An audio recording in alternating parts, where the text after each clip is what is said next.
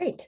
Thank you everyone for joining. Good afternoon or good morning, depending on where you are in the world and where you're tuning in from. Thank you so much for joining today. I do see some familiar faces and people returning from our previous panel.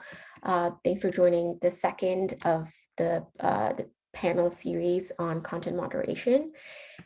Today I'll just go through, I'm one of the executive board members of the Internet Law and Policy Foundry, and I will just give a quick introduction to the Foundry, to this event series, the goal of the series, what we want everyone to take away from this, why we're hosting it, and today's specific panel. And then I will introduce our panelists today. I'm really excited for the discussion today. I know it's going to be a very active discussion, and there'll be a lot of great learnings from them.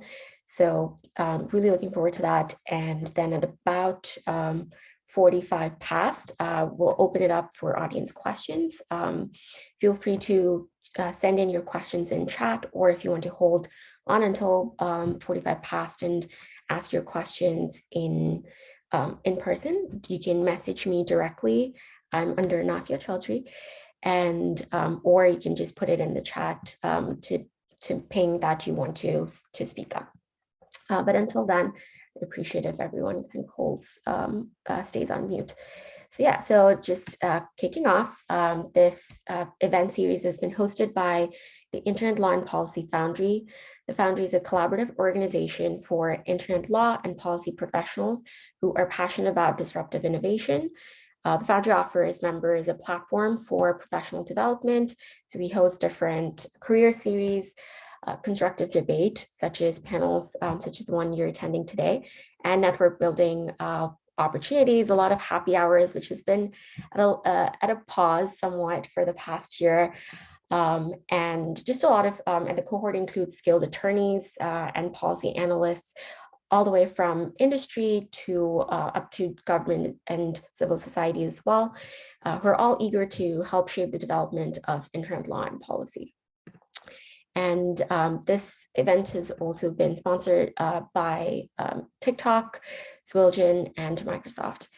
So thanks to our sponsors for making this happen.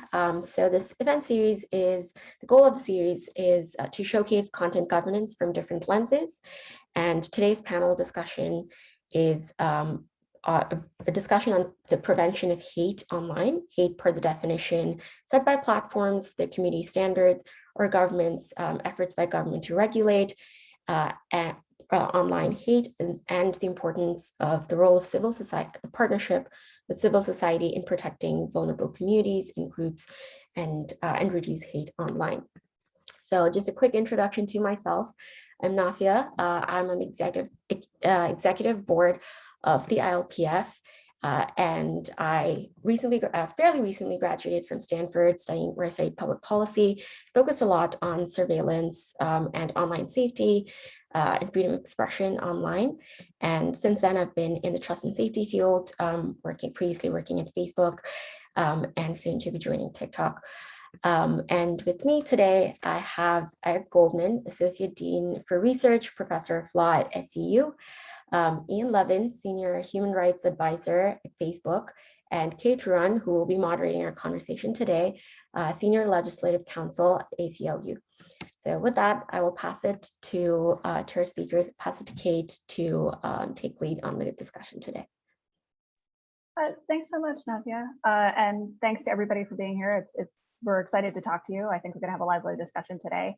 And the first thing I kind of wanted to say is, I'm going to offer some guiding questions, but Ian and Eric are both incredible experts here, and I absolutely want them to offer whatever they're thinking. So please ignore my question and say what you want if that is of interest and you think it'll be helpful to the discussion.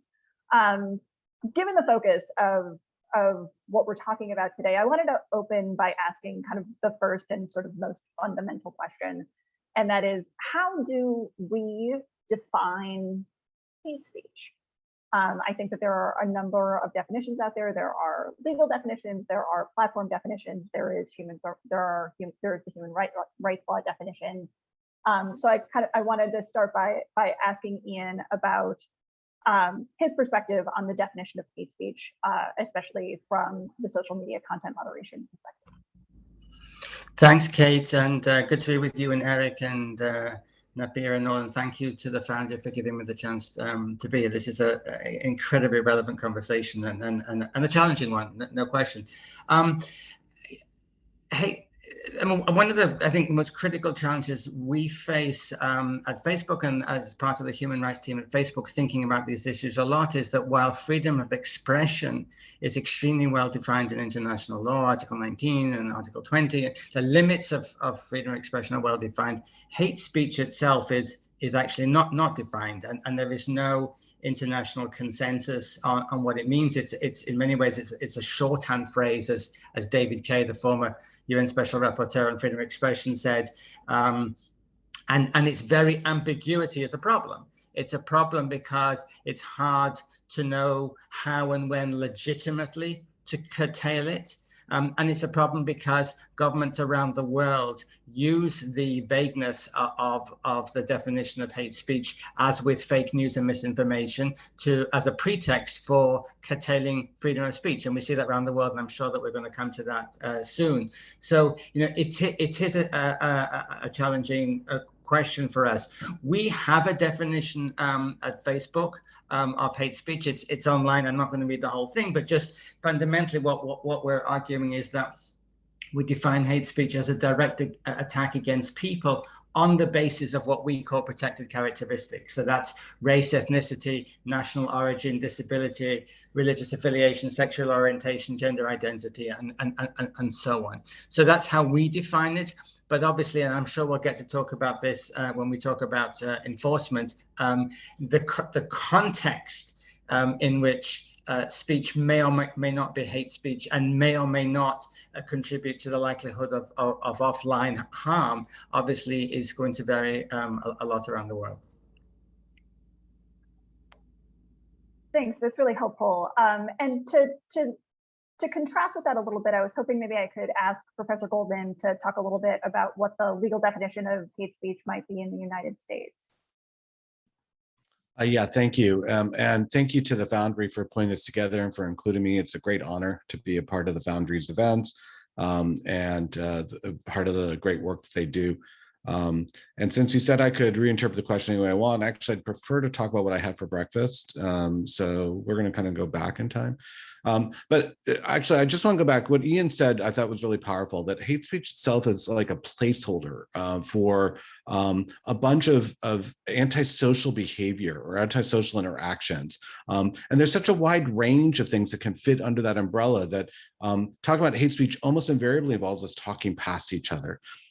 Here in the United States, hate speech itself doesn't have a legal definition. Much like Ian was explaining, hate speech is a bundle of different things, some of which may be constitutionally protected. And that, I think, sometimes catches people by surprise. The things that we are confident are not constitutionally protected are things like incitement to imminent violence. So someone is trying to rouse a crowd to go and engage in violence imminently. That's not constitutionally protected. There's a second order question there. Can you even have that in the online context? Normally we're thinking about like the insurrection on January 6th, where there's someone standing in front of an audience saying, let's go burn this place to the ground, that kind of thing. It's not as easily translated on our environment where we might be all geographically dispersed. There might be a lot of steps between the conversation we're having online and actually going and engaging in imminent violence. One other category thing that can be included in hate speech, which can be regulated, is the threats, saying, I'm going to kill you, and saying, I'm going to kill you because of your protected classification that Ian mentioned. That kind of interaction can be regulated without running afoul of the Constitution. But the things that Ian described that Facebook classifies as hate speech, much of that is actually constitutionally protected and off limits from any regulatory intervention at all. So the fact that we engage in this antisocial behavior towards each other, where we treat each other meanly, it's a defect of humanity, but it's not something that the government can do anything about under constitutional protection. Maybe just to add to what to Eric's really interesting comments, and just to kind of to help broaden out the conversation, and just to say I'm not a lawyer, so forgive me if I get the law wrong, American or international. I mean, obviously we're thinking about the issue of hate speech across 200 and plus countries. We're thinking about it with, I think it's 1.8 billion daily users, and I don't know how many billions of posts a day. So some of the challenges that Eric talked about, for example, when he referred to January the 6th and speech that was made there, and how we link that speech to the likelihood of offline harm.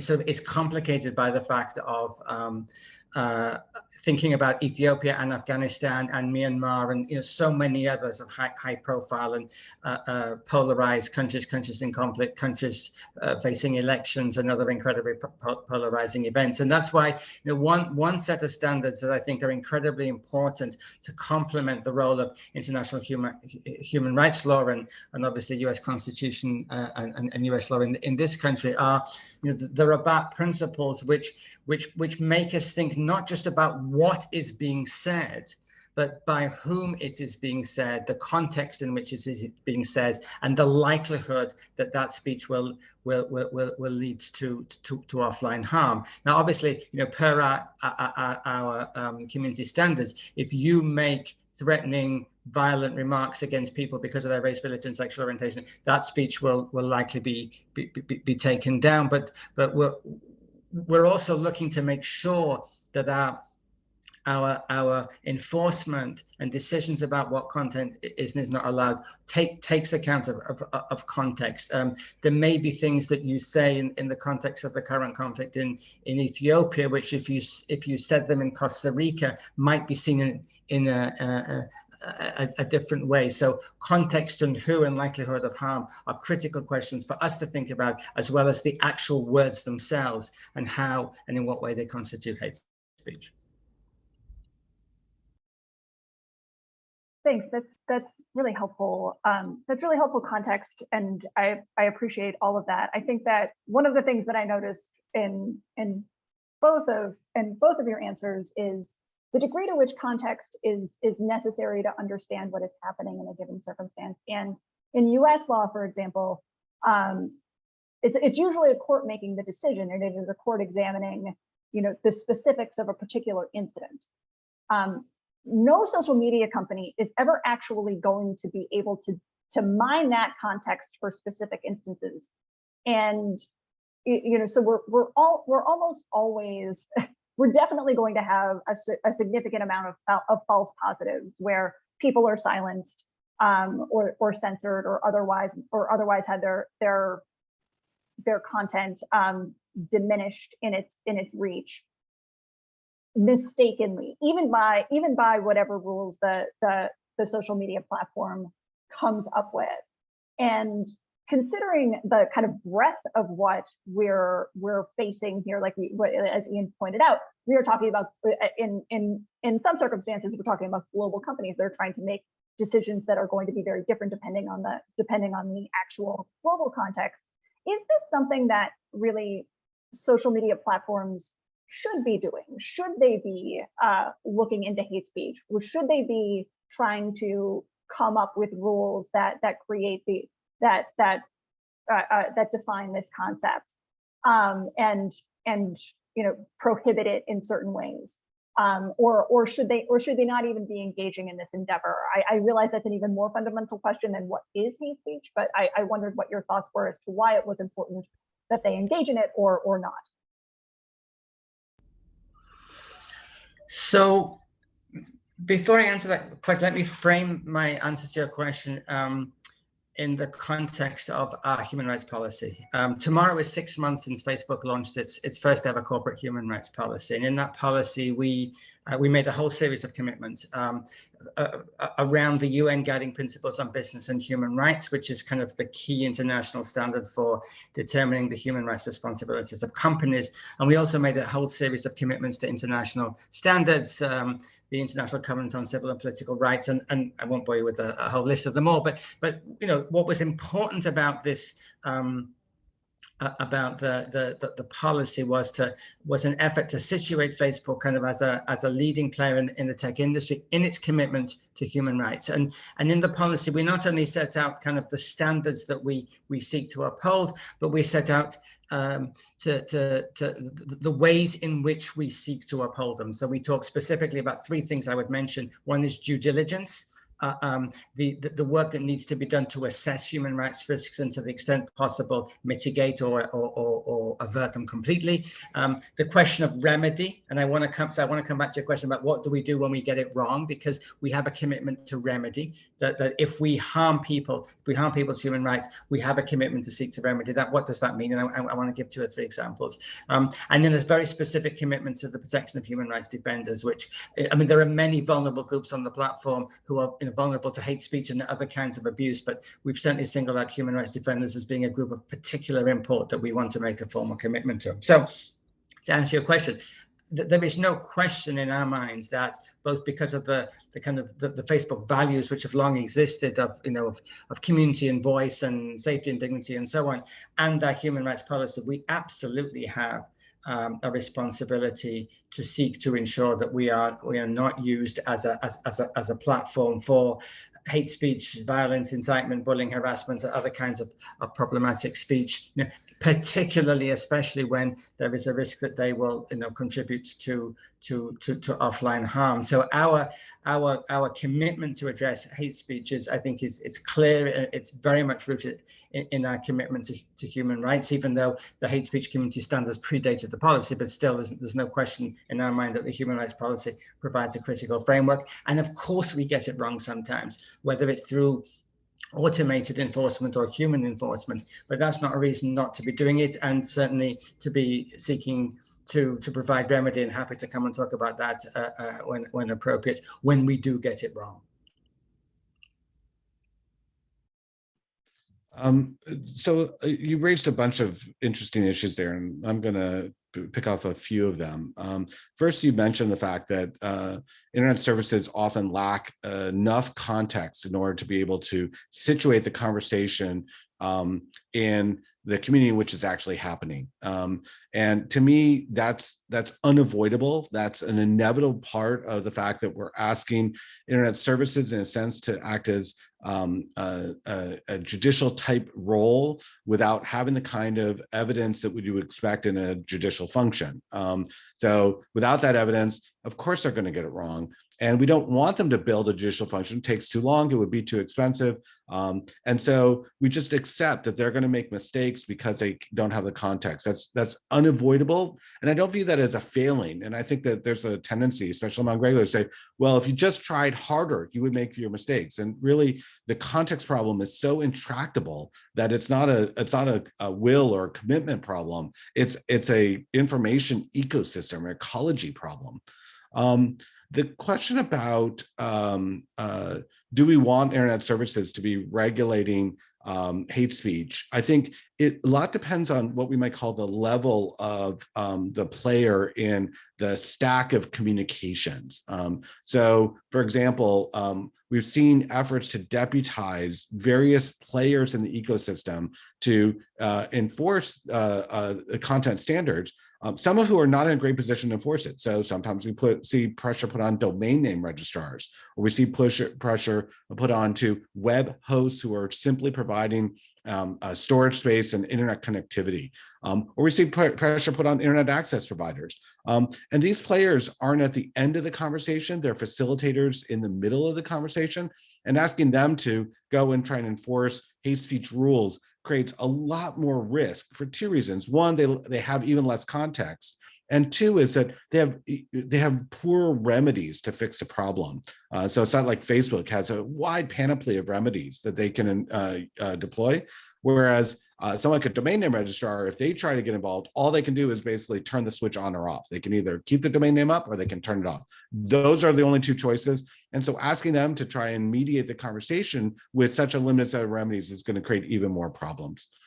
When we're dealing with the services that are at the very end of enabling that conversation, like a social media service allowing its users to talk to each other, I don't even see this as really a question. They have to regulate hate speech. If they don't, then the haters take over. The conversation discourse devolves to a level where no productive conversations can take place. And so it's not really a question of should they have to. And then we have to be prepared for the fact that they're not going to get everything right. And we have to be prepared for the fact that they can't fix the structural flaws in humanity that cause us to be mean to each other. And so they're going to do the best they can with the tools they've got to try and mediate a conversation to keep it from devolving into the worst of humanity. But they're never going to eliminate all things that we might call hate speech. That's unreasonable. And they're never going to get all their judgment calls right because they lack the context to do so. I agree 100%. And that sounds like a bleak assessment, but I do want to also kind of give a more optimistic one. I mean, if you think back to 2017 and the atrocities against the Rohingya in August of 2017 in Myanmar, Facebook was very, very criticized by many people, including by the UN fact-finding mission, for the fact that we failed to address, to recognize and address and control hate speech on the platform addressed against the Rohingya, and that played a role in driving the real world harm, the offline harm that forced 700,000 into Bangladesh as refugees and saw many women raped and many killed and villages burnt and all the rest of it.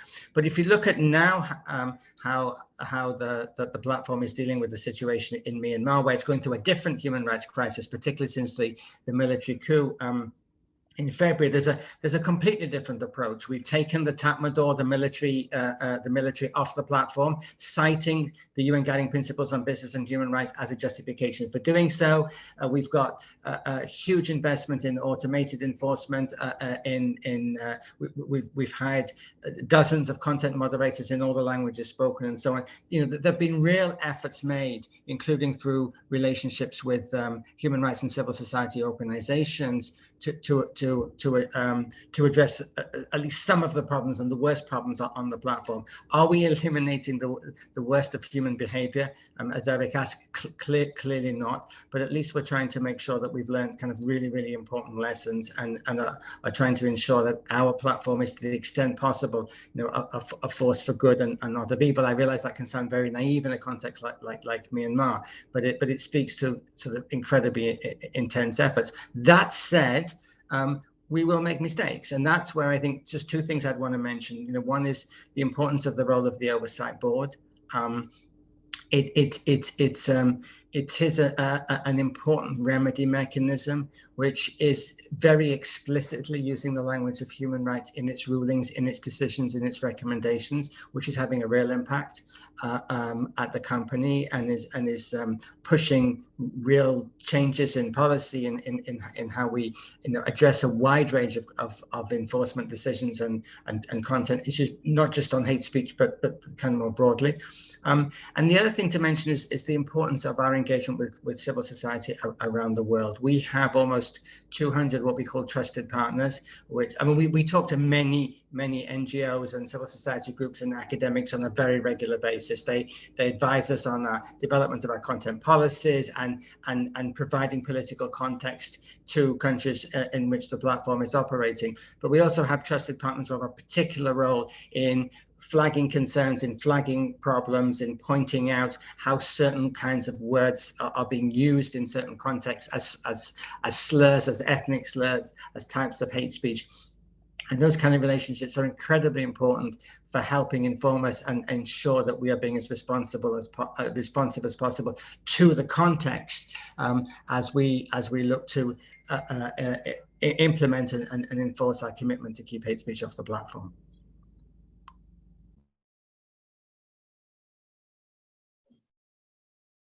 Thank you. That for both of those answers. Those were incredibly helpful and informative. I think that one thing that leads me to, especially the question about the raising of civil society and the idea of kind of transparency and accountability. One question that I have with respect to hate speech, and I think kind of generally, is how do we ensure or encourage transparency and accountability in the the process of both creation of these rules and enforcement of them. It sounds like, at least Facebook has made some changes in the ways that it engages on the human rights perspective across the globe, and those are improvements. But we also got a report from the Wall Street Journal a couple days ago that indicated that there are something on the order of 5 million or more Facebook users who qualify for a whitelisting program called CrossCheck, where their content is not moderated in the same way that most Facebook user content is moderated. That the rules aren't applied in the same way. I can imagine that there are other platforms who have similar rules for prominent users. How do we obtain the transparency and accountability necessary so we understand those rules and how they're being applied by the companies? Is it just consistent, investigative reporting and civil society engagement, or are there other pathways that we should be looking into?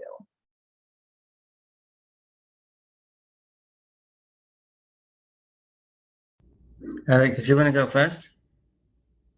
No, actually, I'd love to hear what you have to say. I'll pipe up. No. Okay, so a couple of thoughts. Look, before I joined Facebook last year, I spent the previous 20 years working for Amnesty International and Human Rights Watch. So I'm a great believer in the role of human rights organizations in uncovering truth and looking at the behavior of powerful entities, whether they're governments or companies, and similarly for the importance of journalism and a free press and the role of investigative journalism. So I would never want to discourage human rights organizations or journalists from scrutinizing the conduct of companies like Facebook, which obviously are very powerful and have an extraordinary capacity to to determine political discourse. I mean, if you think about the furore around decisions made by Twitter and Facebook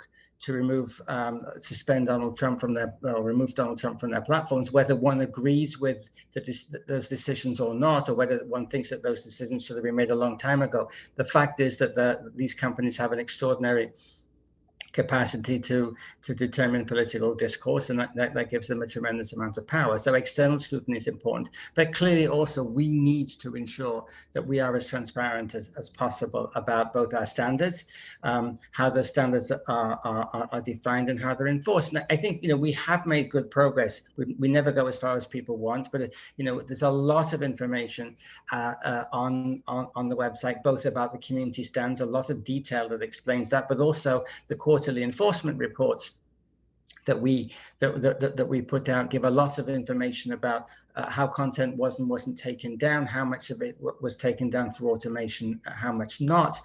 And over the next 6 months, we will be releasing the first of what will become our annual human rights disclosure reports. That's a commitment that we've made in our human rights policy to do an annual human rights disclosure report, where we hope that there will be an additional layer of transparency through explaining not only the commitments to human rights that we've made in our policy, but how we've implemented it. And we hope to provide quite a lot of detail about what we're doing around due diligence, what we're doing around remedy, what we're doing to protect human rights defenders, and what we hope to do in the future in order to strengthen our commitment to human rights and our capacity to uphold it. So I think internal work and external work are both incredibly important as we think about transparency for what are obviously very, very important and influential entities in many societies around the world.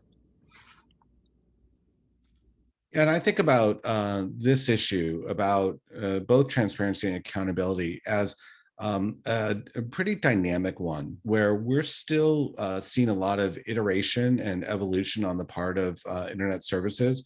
Obviously big players like Facebook, but also even small players that you may not be interacting with, but have their own niche in our society. We're seeing a lot of innovation in this space. And so I feel like the story is still being written, that we're still learning from each other. What is it that we need to do internally at the internet services to best cater to the communities while balancing a lot of conflicting interests, as well as across the industry? What are the best industry standards that that we can adopt and learn from each other and say, you know what, this works to solve this problem, or this doesn't work, and don't try and try it yourself. So for me, I think, if you take a snapshot and say, have we achieved the kind of transparency and accountability that we hope for in our society? I think most of us say no, but I think it would be a mistake to assume that we've finished the story development. And so, I think that's where your question, Kate, really raises. What more do we need to do to help advance this story? There's no doubt that we've seen the effect of civil society in pressuring internet services to improve their practices. What I haven't been able to wrap my head around is, how do we get more of those voices sitting at the table in the decision-making process within the companies, so that we can have the companies better anticipate these issues rather than wait for them to come out and then to get all the pressure from civil society or investigative journalism or government. Having people like Ian internal to Facebook, I think, is a movement in that direction. But there's so many different voices that need to be at the table. And I don't know how the internet services are going to accommodate that, but I think there's no doubt they have to do better on that front. In terms of the fast lanes for influential figures, I just want to point out two things. One, for me, it's really, really damaging to have the people with the biggest voices held to lesser standards, because those are the people who are, by definition, more influential, more likely to set community norms. They should be held to a higher standard, not a lower standard. So for me, I don't really understand that entire model, but I think it's kind of a reification of power in our society generally. The powerful people get more preferential rules, and we see that in every internet service as well. But I do want to point out one class of powerful people who do get preferential treatment all the time, that don't have any accountability or transparency in their efforts to do so, and that's the government. The government leans on internet services all the time and says, could you just do us this favor? And it's those requests that we don't really have great visibility into what's being asked and how it's being responded. The transparency reports don't fully answer these questions. And the government is always the one that has the biggest stick. They have a way bigger stick than civil society or investigative journalists have. So when the government makes these kinds of requests and favors, to me, that's actually a system defect. And that's the thing that I want to figure out how we can better curb. Can I just... I was just going to piggyback off of that and see if you had anything to offer about the international perspective there and the ways that other governments might be engaging in similar. So just a couple of thoughts. Firstly, I didn't answer the question about the Wall Street Journal article and the CrossChecks and those with the blue ticks. And obviously, it raises a whole series of criticism, some of which Facebook has acknowledged, and as I think has been pointed out, a lot of the criticism actually has come from Facebook's own criticism of the system. But just a couple of things to say about that.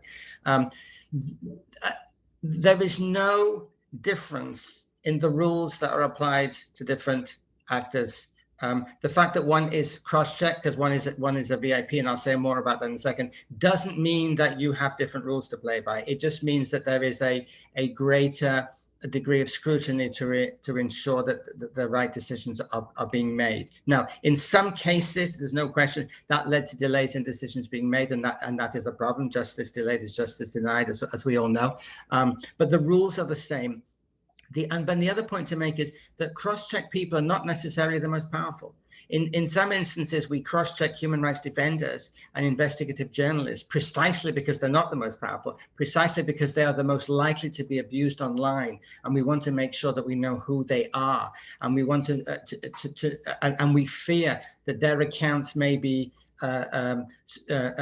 vulnerable to being compromised, to being hacked, or that governments may seek to discredit them in an effort to silence their voices. And in the past, we may have made mistakes because we allowed complaints to be made against human rights defenders, something they may have said that led us to take action against their accounts. So we want to actually provide more effective protection. So the cross-check system is a useful one for a range of actors and not just the most powerful. I mean, in terms of the role of governments, yes, and we could spend hours talking about this. And let me just say in a couple of sentences. I mean, there are real concerns around the world at ways in which governments are using the language of hate speech and fake news and misinformation as a pretext. And we've seen this a lot during COVID, obviously, as more people's lives have gone on online in particular. But we've seen governments, introducing regulations and legislation that seeks to limit the ability of social media companies to protect human rights online. So either in some cases they're trying to repress speech online, particularly repress any kind of criticism, and they will order often with threats of fines and criminal liability for individual staff members. They will order social media platforms to take down content which should be allowed to be up because it's a manifestation of freedom of expression, even if it's critical of the government. In other cases, as we saw with an effort by the president of Brazil just in the last few days, he issued an executive order which tried to prevent social media platforms from taking down content that could constitute hate speech or misinformation, because he's trying to limit our ability to keep certain problematic content off the platforms. So we're seeing there's a lot of discussion in this country about Section 230 and what the Congress should or should not do about it. But around the world, there are enormous issues around governments who are not looking to apply human rights principles as they look at regulation of social media content. A follow-up to your last comment then is, are there standards that exist that help or could exist that help social media companies resist pressure from certain governments to censor speech or that would harm human rights workers and dissidents? So we're a member of the GNI, the Global Network Initiative, which is which brings together tech companies and human rights groups around protecting freedom of expression and privacy online. And there are a series of rules and standards and commitments that we have to live up to as part of the GNI, which exists to protect the rights of users. And sometimes we'll get a takedown request from our government. When we do, we need to assess that in the light of our commitments under human rights law and our human rights policy and to our to GNI commitments. And yeah, so these are important standards to help try and ensure that we are able to push back against government pressure to restrict freedom of expression of online users.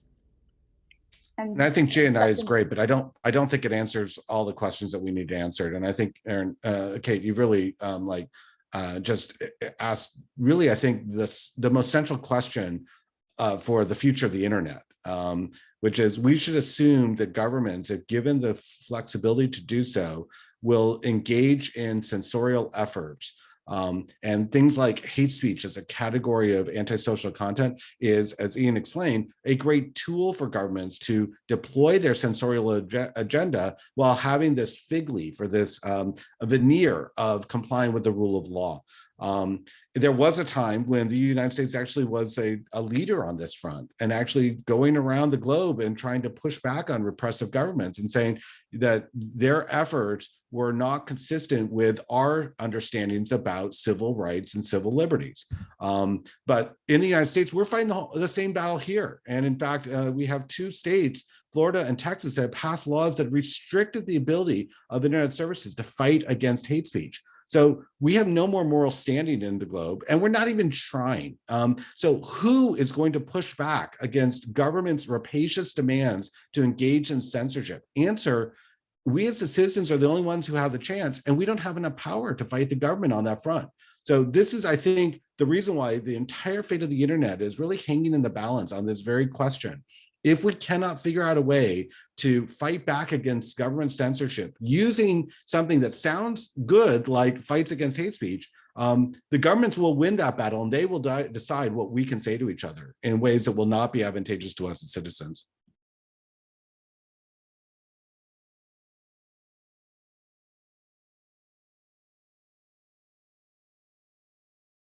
I'm not sure I can add anything to that besides I completely agree.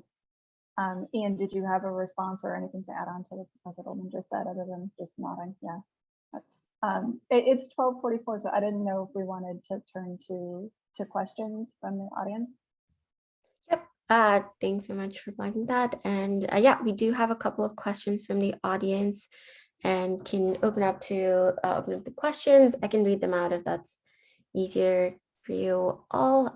So the first question that we received is from Jared Jenkins.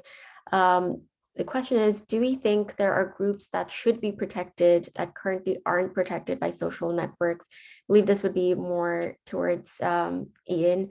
For example, the unhoused community.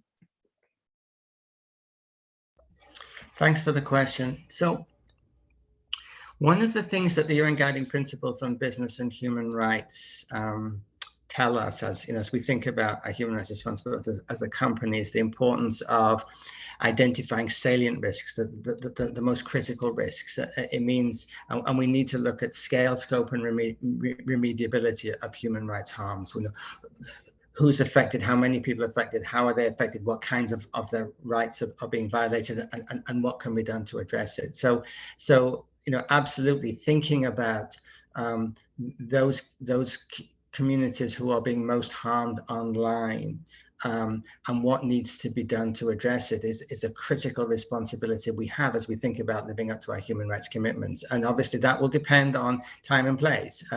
It usually means, not always, but it usually means racial and religious minorities, women, LGBTQ communities, people with disabilities, human rights defenders, opposition activists.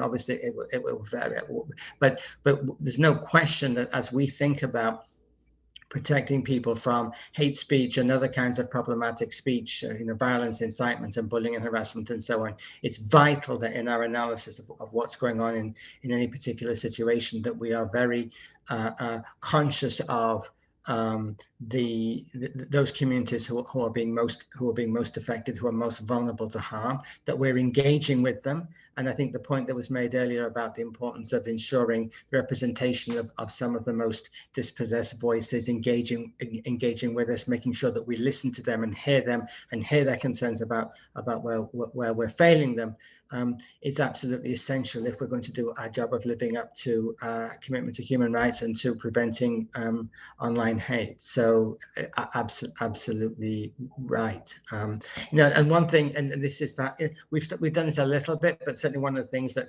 I hope we'll do more of going forward is kind of co-design with affected communities. In her report last year to the UN Human Rights Council, the UN Special Rapporteur on Racism and Racial Discrimination, who was looking at at emerging digital technologies and their impact on racial discrimination, urged that all tech companies designing different kinds of new technologies kind of ensured that they engaged with different communities of color, of different ethnicity, to look at before launching products, to look at their potential impact. We know, for example, that AI surveillance is very problematic from a race and racial discrimination perspective. So building that into the development and ensuring that a due diligence is done around potential impact on different communities, particularly the most vulnerable and dispossessed communities, is a critical responsibility we have. If I can add, just this is, I think, directly responsive to the question asked earlier about the role of civil society.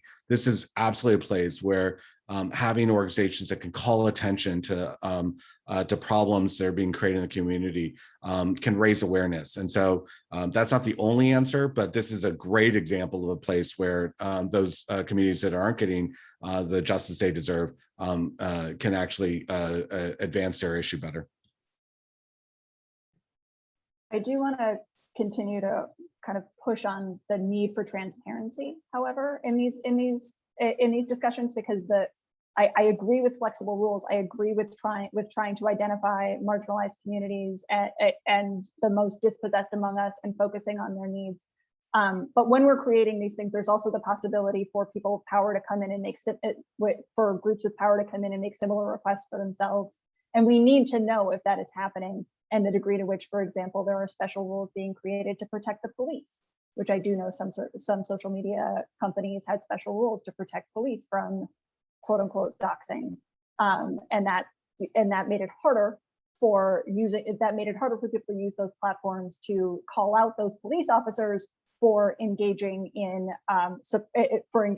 repressive behavior to marginalized communities. So that we need transparency and consistent accountability and consistent discussion with social media platforms, so that we don't create circumstances where groups with a ton of power, like the police, are claiming to be dispossessed and getting special treatment as well.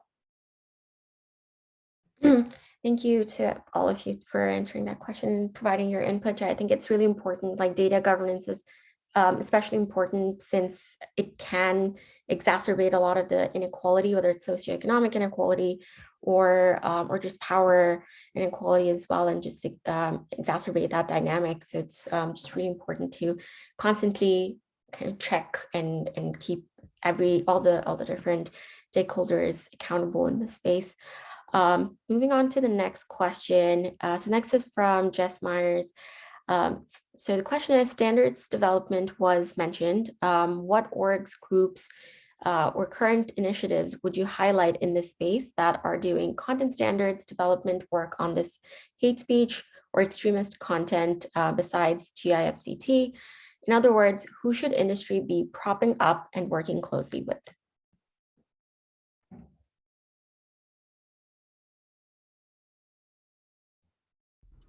So could you say the question again? I wasn't sure if I understood it correctly. It was, which group should we be working with in the as content standards are developed? Yeah, so who should industry be propping up and working closely with when developing these standards? I mean, certainly GIFCT is a good example of a group that we've, that I think is playing a really important role in addressing, online approaches to counterterrorism and human rights, and trying to sort of create more consistent approaches across the industry, and engaging very closely with NGOs, human rights groups, and so on. I think that's a good example. As I mentioned, I think it has an important role to play.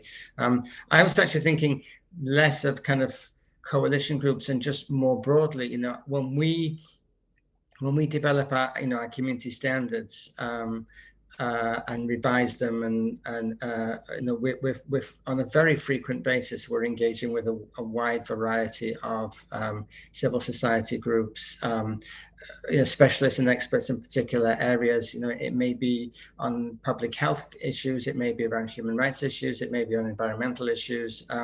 So it's hard to sort of single out individual groups. We look very broadly, both to academia as well as to kind of think tanks and policy groups and activist groups, to try and get inputs as we do sort of development of our community standards and thinking about content moderation. It's a very broad range of actors. I'm sorry, that's not a very satisfactory answer, but it genuinely is a really broad range of actors that we're engaging with really on a daily basis. I just want to make sure there may be some audience members who are not aware of GIFCT, and I think it's actually quite relevant to our conversation here. I'm just going to say a few more words about them. GIFCT is a global internet forum to counteract or combat terrorism. And it's basically a block list where identified items of terroristic content are hashed, and then that hash list is shared with other internet services to identify those items of content and block them. And to Kate's point, this is a great example where we have very little transparency about the work that it's doing. So we don't really know exactly what items are on that list, how they got onto the list, and whether or not they should be properly on that list. We also don't have clear mechanisms for getting items off that list if they are in fact improper. And so GIFCT is actually, I think, part of the problem, not part of the solution.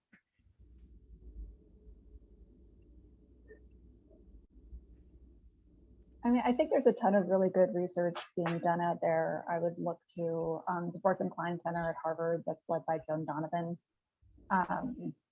The work of the Center for Democracy and Technology, they examine content moderation practices all the time, as does the Open Technology Institute. I think those are all places that at least in the United States, companies should be going to mine their expertise and understand how things should be done better. Also, EFF, the Electronic Frontier Foundation. Great. Cool. Ian, were you going to jump in and add anything to that? Okay, cool. In that case, yeah, thank you for chiming in. I'll move to the next question. The next question asks, since hate speech is not well defined, as mentioned, who should be assigned this role to actually define it well?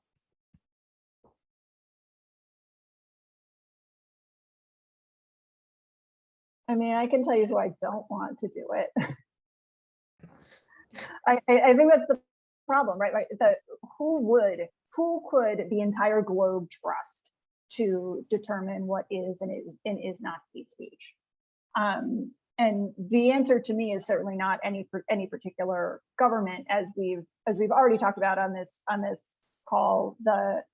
The government will use hate speech as a ruse for suppressing ideas that it disagrees with, and that's pretty much across the board. And it will use it to harm, and governments will use it to harm dissidents and marginalized communities in ways that are incredibly problematic. So what do we do?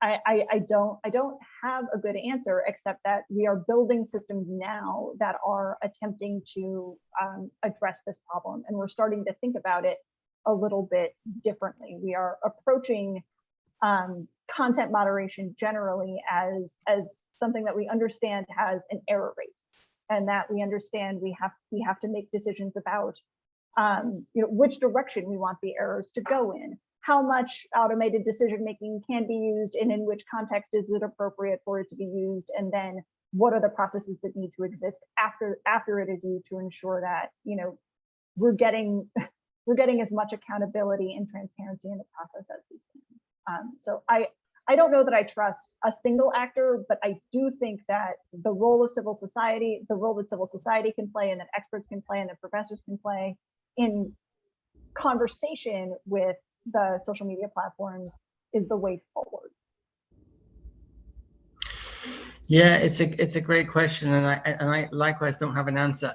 I was looking this morning, just as I was sort of preparing for this discussion and thinking about the key issues. I took a quick look at the UN Secretary General's strategy and plan of action on hate speech, because the UN Secretary General, maybe that's a good place to start if we're thinking about creating an international consensus on what is hate speech and what should we do about it. And practically the first thing it says in the strategy and plan of action is there is no consensus on what hate speech is. And I was trying to imagine the UN system in its current state as an actor that could help lead a discussion on creating a consensus, and I can't imagine it. I mean, the UN system currently is so divided and arguably dysfunctional over such fundamental issues on so many levels, and the Permanent Private Security Council at such loggerheads on so many things. Even the UN human rights, I just can't imagine it. So I don't know, and I think, as Kate says, I think that thinking that we're moving towards a global consensus on what hate speech is probably a waste of time. What we need to be doing is engaging in so many different ways across civil society groups and social media companies and academics and others, to be constantly thinking about how do we deal with it, how do we prevent it, how do we content moderate it, while accepting that we will never actually define it in a way that all of us agree. And so I think we have to refine and improve on what we're currently doing. I don't see a different kind of model that will allow one definition that we all kind of recognize and acknowledge. It just doesn't seem feasible. I can just add to that. I agree with that. And especially I want to come back to, I think, what Kate started us with, this issue about context, that hate speech is context dependent.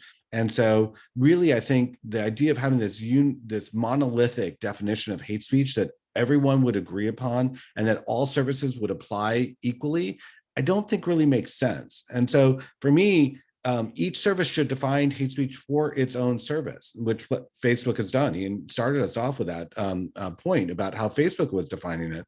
And I'm fine with Facebook's definition, and I'm fine with other services defining it differently.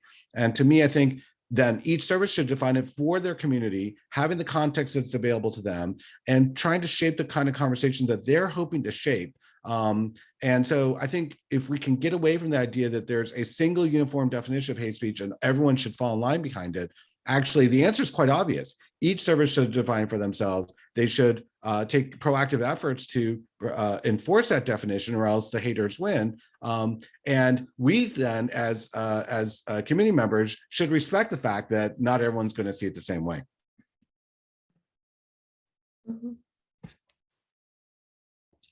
Yeah, I know we're at close to time, just a minute left. So unfortunately, we'll not be able to get to the rest of the questions. Sorry about that. Feel free to send over some questions to me and can pass them to the speakers to get their input. Other than that, thank you so much to the speakers for joining. Thank you to our sponsors, TikTok, Zwilgen, and Microsoft for sponsoring this event. And today's event was focused on hate speech moderation. We discussed a lot about how to define hate speech, who we don't want to define hate speech, which is, we mentioned a lot about governments defining it. And the next panel will be completely focused on what then the government's role is in content moderation. Where is it that some of her current policies, say specifically in the US, they're performing or failing in tackling some of the fundamental issues around content governance. We will have some great speakers, including former UN Special Rapporteur David Kay, who Ian has mentioned a few times today. And we'll have a great conversation coming up around what kind of, I guess, taking a step back from platform focused and moving more towards the role of the government around moderating and keeping platforms accountable. But again, thank you so much to Kate, Ian, and Eric for joining us today. And thank you to everyone in the audience for joining. Yeah, feel free to register for the rest of our panel, and you will also find the recording for this as well as all the other panels in our YouTube channel once you've registered. So yeah, thank you so much, everyone. Thank you. Thanks so much. Bye-bye. Thank you.